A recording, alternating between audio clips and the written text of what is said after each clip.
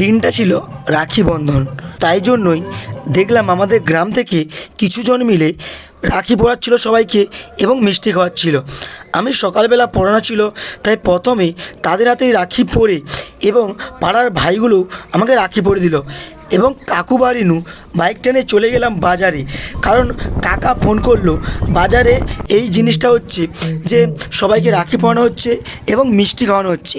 তাই আমি ওখানে গেলাম এবং গিয়ে দেখলাম অনেক লোক সবাই একে একে করে সবাইকে রাখি পরাচ্ছে। এই যে মা কাকিমাগুলো আমাদের পাড়ারই, রাস্তাতে যত লোক সাইকেল, টোটো, রিক্সা যতই যাচ্ছিল সবাইকে রাখি পরাচ্ছিল এবং মিষ্টি খাওয়াচ্ছিল। এই যে পাগল লোকটাকে তোমরা দেখেছো আমাদের মিলননগর বাস স্ট্যান্ডে, লোকটা এখন আমার সঙ্গে কথা বলে, তাই লোকটাকে ডাকলাম এবং লোকটাকে চমড়িয়ে খাওয়ালাম। সবাইকে শুভ রাখি পূর্ণিমা। আজকে রাখি পূর্ণিমা দিবস। তো আমাকে সকালে রাখি পড়েছে বলেওছি, আর এতবেলা আমি যাচ্ছি রাধাবল্লভপুর পড়াতে এবং পড়িয়ে যাওয়ার পরে শুনলাম যে তোমার তমলুকে নাকি ওই আমাদের আরজি করে ব্যাপারটা নিয়ে একটা প্রোটেস্ট হবে। তো পড়ানোর পরে আমার ছটানো এখন বাজতে যায়, এখন বেজে 5:40 মতো। তো আমি 6টা থেকে প্রায় 7:30 পৌনে 8 অবধি পড়াবো এবং শুনলাম 8টার দিকে তমলুক হাসপাতাল মোড় থেকে মানিকতলা অবধি প্রোটেস্ট হবে। তো ভাবেছি যে পড়ানোর পর প্রোটেস্টে যাব এবং তোমাদের উচিত প্রত্যেকের এই প্রোটেস্টে মানে সঙ্গে থাকা। রাস্তায় যেতে একটা কথা বলার জন্য মানে আমার দাঁড়াই, মিলনদার সঙ্গে দেখা হলো। মিলনদা বললো রাধাবল্লভপুরেতেও নাকি একটা মৌন মিছিল হবে, মানে এই 7টার দিকে আজকেই, মানে তমলুক যাবো ভাবছিলাম, বাট রাধাবল্লভপুরেতেও নাকি একটা মৌন মিছিল হবে। তা দেখা যাবে এখন পড়ার পরে ঠিক করবো যে কোন মিছিলে যাব। তো তোমরাও এরকম ছোটো ছোটো মিছিলে যোগদান করবে, কারণ তোমার ওই একজনের মানে যাওয়াটাও খুবই দরকার। তুমি ভাবো যে একজন না গেলে কী হয়ে যাবে, তো ভেবে দেখো যদি একজন একজন করে সবাই ভাবে যে একজন না গেলে কী হয়ে যাবে, তাহলে কিন্তু মিছিলটাই হবে না। এইমাত্র পড়া ছাড়লাম রাধাবল্লভপুরে, এই একটা স্কুলের কাছে এখানে পড়াতে আসি। এখন প্রায় 7:20 হয়ে গেছে, 7টা, তো পুরো অন্ধকার হয়ে গেছে। তো এখন যাই, হয়তো রাধাবল্লভপুরে মনে হয় মিছিলটা হবে, তো যাই, দেখা যাক কতটা কী হয়। সত্যি বলতে ওই দিন মাত্র 1 ঘন্টা পড়িয়েছিলাম, সব ছাত্রকেও বললাম, ছাত্ররাও ওই যে রাধাবল্লভপুরে ওখানে ওরাও বললো যে স্যার আমরাও প্রোটেস্টে যাব, তা স্যার আমাদেরকেও ছেড়ে দিন।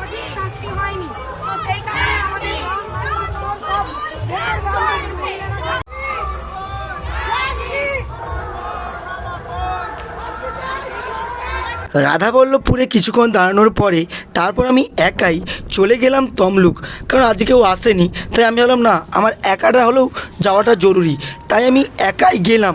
তখন গিয়ে দেখলাম যে খুব একটা লোক হয়নি, তখন বেরিয়েছিল ওই পৌনে 8টার মতো। তাই আমার খিদাও পাচ্ছিল, তাই আমি একটু ওখানে কাবাব খেয়ে নিই এবং কাবাব খেয়ে আসার পর 8টার দিকে দেখলাম সবাইকে কালো রাখি পরে দিচ্ছিল। আমি আগেও বললাম দিনটা ছিল রাখি পূর্ণিমা।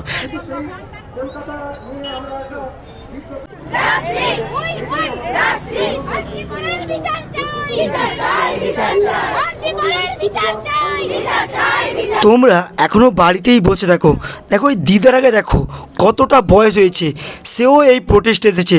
সত্যি বলতে আমার একটা গানই সবসময় এখন মানে বেশ মানে মনের মধ্যে চলে, আর এখন মানে একটা গানই মনে হচ্ছে, সেই যে গানটা আছে না, পথে এবার নামো সাথী, পথেই হবে পথ চলা। তারপর নিজেরাই দেখো কত লোক এসছিল, একটু আগে দেখলে যেখানে পুরো ফাঁকা ছিল, আর কিছুক্ষণের মধ্যেই মানে তোমরা ধারণা করতে পারবে না কি পরিমাণ ভিড় হয়েছিল ওই দিনটা।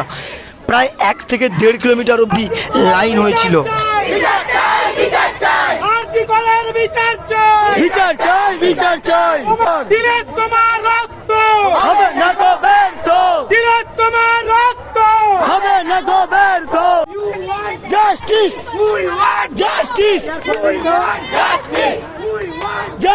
সত্যি কিছুজনকে না এখনও আঙুল তুলে বলতে ইচ্ছে হয় যে তোমরা এখনও বাড়িতেই বসে থাকো।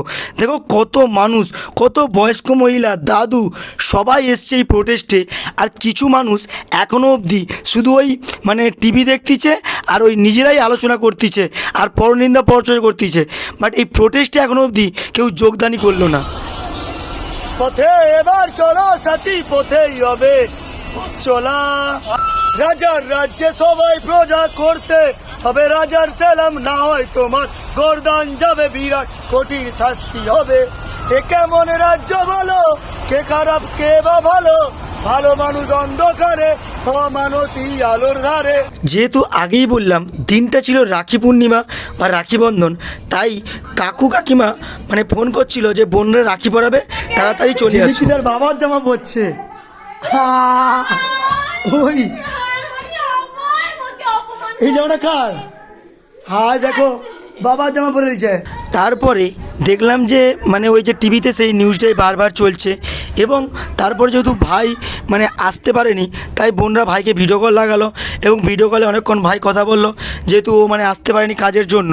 এবং খাবারও প্রায় রেডি হয়ে গেছিলো, প্রায় তখন বেরিয়ে যায় 10টা সাড়ে 10টা, তাই জন্য রাখি মানে রাখি পরানো শুরু হয়ে গেছিলো।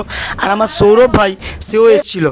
তোমাদের সবাইকে একটা কথাই বলতে চাই, দেখো রাখি বন্ধন একটা কথাই, ভাই বোনের সম্পর্ক যাতে ভালো হয়, এবং দাদা বা ভাইয়ের মানে অবশ্যই কাজ হচ্ছে নিজের বোনকে প্রোটেক্ট করা। তো একটা কথা যেটা বলতে চাই, দেখো আমার মানে মনে হলো যে আমার ওই প্রোটেস্টে যাওয়া উচিত, কারণ আমার বোনরাও ইন ফিউচার বিভিন্ন জায়গায় পড়তে হবে, যেন তারা এই সমস্যায় বা এই জিনিসটার কোনোদিনও শিকার না হয়। তাই আমাদের উচিত প্রত্যেকের এই প্রোটেস্টে অংশগ্রহণ করা।